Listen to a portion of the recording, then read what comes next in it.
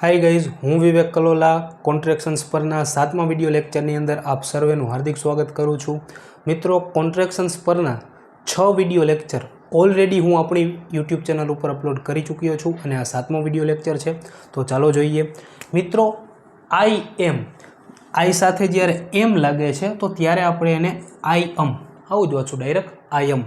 તેવી જ રીતે they are, there, you are, your, could have, could have, should have, should have, would have, would have।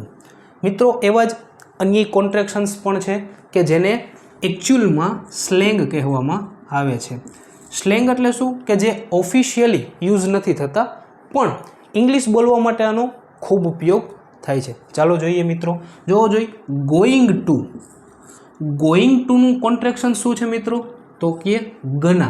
ગનાને ઘણા બધા લોકો ગોના પણ વાંચે છે, પણ કંઈ વાંધો નહીં મિત્રો। આનું એક્ઝામ્પલ આપણે આપવું હોય તો શું આપી શકીએ? જોવો જોઈએ, આઈ વિલ ગો, હું જઈશ। મિત્રો, આઈ વિલ, આ વિલને રિપ્લેસમેન્ટ કરવા માટે ફ્યુચર ટેન્સની અંદર વિલને રિપ્લેસમેન્ટ કરવા માટે એક બીજી રચના પણ છે। કેવી રીતે આને આપણે રિપ્લેસમેન્ટ કરી શકીએ જોવો જોઈએ।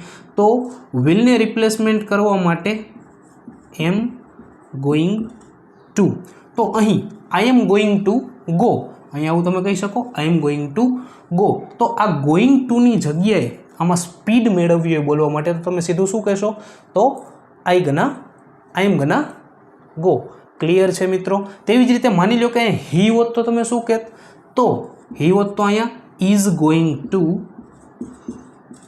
ગો, તો he is gonna go, he is gonna go. Clear છે મિત્રો? તેવી જ રીતે વોન્ટ ટુ અને વોન્ટ અ એનું કોન્ટ્રેક્શન શું થશે? તો વના। આનું આપણે કોઈ એક્ઝામ્પલ જોવું હોય તો I want a pen, I want a pen. Clear છે મિત્રો? તેવી જ રીતે ગીવ મીનું ગીમી, લેટ મીનું લેમી।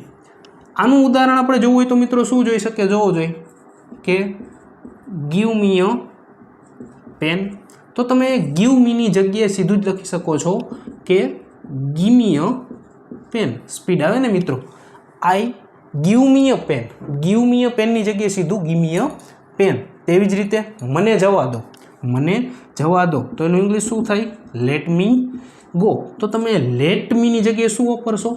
લે મી ગો। તો મિત્રો, આ કોન્ટ્રેક્શન છે એ તમારે પણ લખી લેવા જોઈએ। મિત્રો, એક વાત ખાસ યાદ રાખજો, જ્યારે પણ તમે કોન્ટ્રેક્શન્સનો ઇંગ્લિશ બોલવા માટે ઉપયોગ કરો છો ત્યારે તેનું 100% સાચું પ્રોનાઉન્સિએશન થાય, જેથી કરીને તમે જે કોન્ટ્રેક્શન્સનો ઉપયોગ કરો છો તેને સાચો ન્યાય આપી શકો। મિત્રો, આજના વિડીયો લેક્ચરમાં અહીં સુધી જ। આગલા વિડીયો લેક્ચરની અંદર જલ્દી જ મળીશું। જો વિડીયો ગમ્યો હોય તો લાઇક અને શેર કરવાનું ન ભૂલતા, અને જો ચેનલમાં નવા હો તો જલ્દી જ એને સબસ્ક્રાઈબ કરી લેજો, જેથી કરીને તમને આ ચેનલ ઉપર આવતા નવા જે વિડીયોઝ છે તેની અપડેટ મળતી રહે। તો ત્યાં સુધી ટેક કેર, ગુડ બાય, ભગવાન તમારું ભલું કરે, આપનો દિવસ શુભ રહે। Thank you.